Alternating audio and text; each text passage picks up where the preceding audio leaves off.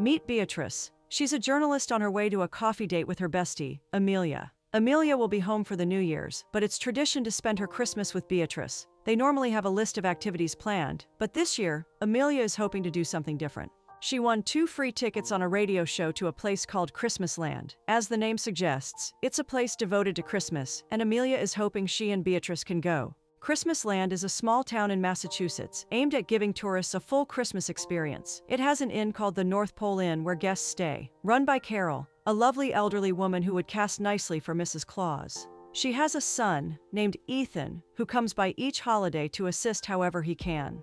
Carol decided to devote her house after her husband passed. It might seem excessive, much like everything else in the town, but attending to guests during Christmas keeps her busy and entertained. Amelia is already hooked on the idea of the place. It feels like being thrown into a Christmas movie. Beatrice hates the idea. It sounds too frivolous and stupid, and Amelia can counter out. Amelia won't give up, though. She's big on tradition and sacred friendship promises. They've sworn to spend Christmas together, sworn to always be there for each other. Beatrice doesn't care for Christmas, but she's done her best to honor and respect her friendship with Amelia over the years. However, she draws the line at visiting Christmasland. It doesn't matter how much Amelia begs, her answer stays the same. Amelia plays smart, bringing up Beatrice's pending workload. Bill, Beatrice's boss, is looking for an upbeat and resonating story, and visiting Christmasland might inspire Beatrice. Beatrice reluctantly agrees. She'll follow Amelia to Christmasland. On the car ride there, Beatrice and Amelia discuss the town activities waiting for them. Beatrice takes interest in a number of them, and it seems she's starting to warm up to the idea of the place, until they encounter a problem.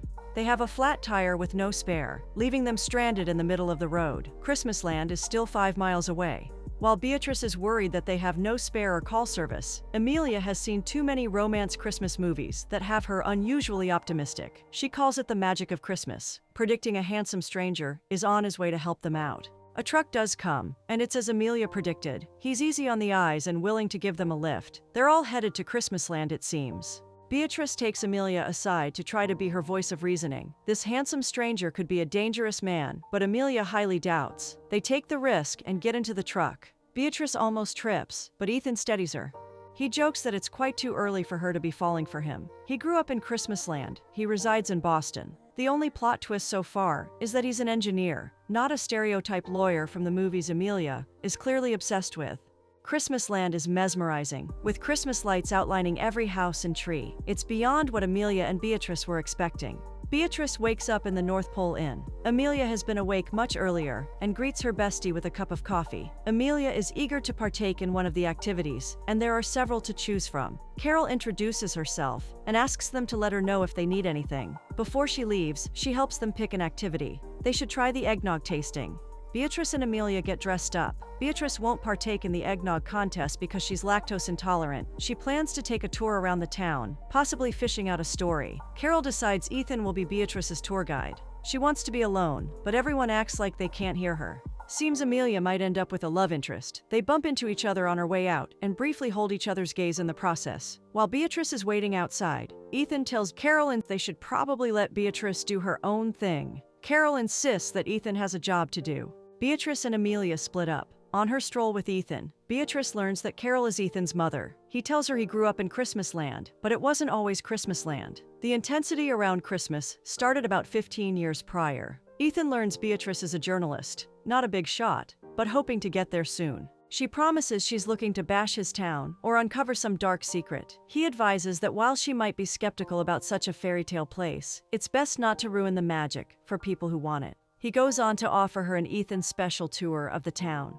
Porter finds Amelia on his way to get coffee. She invites him to sit with her so they can enjoy eggnogs together. He came to visit Christmasland alone, and this pleases Amelia. Amelia calls Beatrice, wanting permission to do stuff without her. Beatrice gives her blessing. While Amelia is having a nice time with Porter, Beatrice is on Ethan's special tour. Ethan takes Beatrice for lunch at a bakery. Shelley then challenges Beatrice to a duel after she learns she's a tourist. Beatrice will have to sign up for the bake-off contest where Ethan is a judge. Beatrice makes Ethan understand that Shelley came off like that because she sees Beatrice as a threat. This is because she likes Ethan. Ethan disputes this though. Shelley is like a sister to him. She had an innocent crush on him when they were younger, but that was ages ago. Beatrice can't bake. She only took up the challenge so she wouldn't appear weak. Ethan offers to help her. They could try one of his grandmother's recipes. Amelia shows up with Porter, acquainting him with Ethan and Beatrice. Beatrice starts working on a story and tells Amelia about it, but Amelia doubts that's what Bill is looking for. Carol is hosting a dinner for the guests, so the ladies head down, momentarily mesmerized that both Ethan and Porter sing well.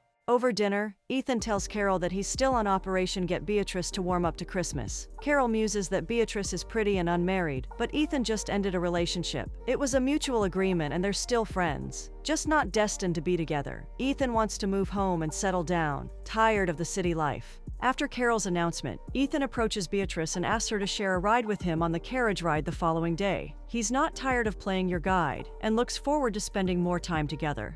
Amelia and Porter build a snowman together, and Amelia learns that Porter does know Ethan. He'd mentioned earlier that he was on a business trip, but the details are still not clear. Before he can explain, Chris, the mayor, interrupts. Amelia steps aside to discuss her doubts with Beatrice. Porter seems too good to be true, and she's almost convinced that he's hiding something. Amelia has also noticed that Ethan and Beatrice have a strong chemistry, even if Beatrice hasn't realized it yet. Beatrice and Ethan share a carriage, while Amelia and Porter ride in another. However, Beatrice and Ethan don't follow the same path as the others. Ethan has a few more stops planned for the special Ethan tour he's giving Beatrice. Meanwhile, Amelia plays Nancy Drew, trying to figure out if Porter is Prince Charming or trouble in disguise. Eventually, she decides to stop overthinking. They're having a good time. Why ruin it? Ethan takes Beatrice to a house that belongs to his family. His grandfather and father used it as a getaway, and now it's his turn. Beatrice points out that he's mentioned his father a lot. Ethan was close to him. Carol loved him. After he passed away, she fell into depression until she came across a letter that he had written to her. In it, he called their town a magic land and proposed to Carol. They got married the next day on Christmas. Seeing the letter again inspired Carol to help transform the town into what it is now. Ethan is looking for the Christmas ornament that his dad got his mom as a wedding gift. It went missing a few years back, and Carol has been determined to recover it. Beatrice offers to help Ethan look. She's mentioned it before, but she mentions it again. She's a foster child, so holidays aren't something she's accustomed to. She's never decorated a Christmas tree before, and being friends with Amelia has made her feel less lonely. They spend the rest of the night dancing to an old record after Beatrice spots a gramophone. Beatrice has started working on a new story, but Amelia feels it's still too technical. Amelia, still in full Nancy Drew mode, drags Beatrice along to stealthily watch Porter practicing what seems like actor lines in the mirror.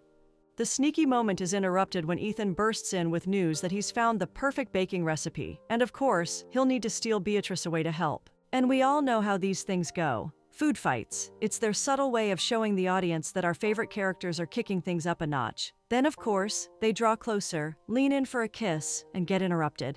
Carol should know better, honestly.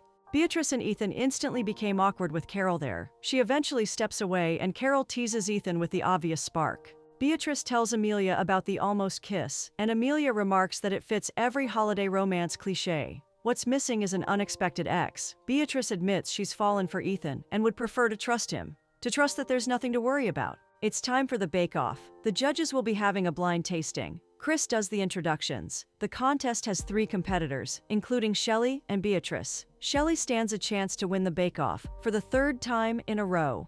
Ethan chose not to judge this year to avoid being biased. He mentions he had more fun helping Beatrice bake. Beatrice wins the contest and she's pleasantly surprised. She eventually steps out to take a call, and Ethan approaches her, wanting to pick up from where they stopped in Carol's kitchen. They get interrupted again, this time by Chris, and then Amelia and Porter.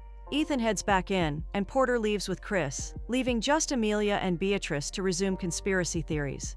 Beatrice is scared. It's the first time she's opening up to someone and she's hoping it's real. Amelia asserts it must be real. But if a city ex shows up from nowhere, then they know it's all an act. She's blonde, and her name is Scarlett. She comes visiting unannounced, and Beatrice starts to unravel. Now she's sure the whole town is acting, and she's in a Christmas movie she wants out of. Carol, Ethan, and Scarlett are confused, but Beatrice insists she sees right through them. Scarlett gets offended and walks out, and so does Beatrice. Ethan plans to go after Beatrice, but Amelia and Porter are of no help and point him in the wrong direction. Beatrice runs into Shelley, who makes her understand the town has a shelter and other real-life problems like anyone else, but the conversation only makes things worse. there is a ruse to Christmasland. A number of it is an act to make guests have a full holiday experience. Beatrice walks in when Scarlett is giving Ethan a farewell hug. That night, she lies in bed, her mind swirling with fond memories of her and Ethan, moments that now feel like they might all be a lie. Beatrice packs her bags to leave Christmasland. She's been avoiding Ethan's call. She accidentally drops her phone and spots Carol's missing Christmas angel. Emilia wants to leave with her, but Beatrice doesn't want that because Emilia has grown attached to Porter. Emilia explains she was wrong about Porter. He's no actor, just gentle and sweet.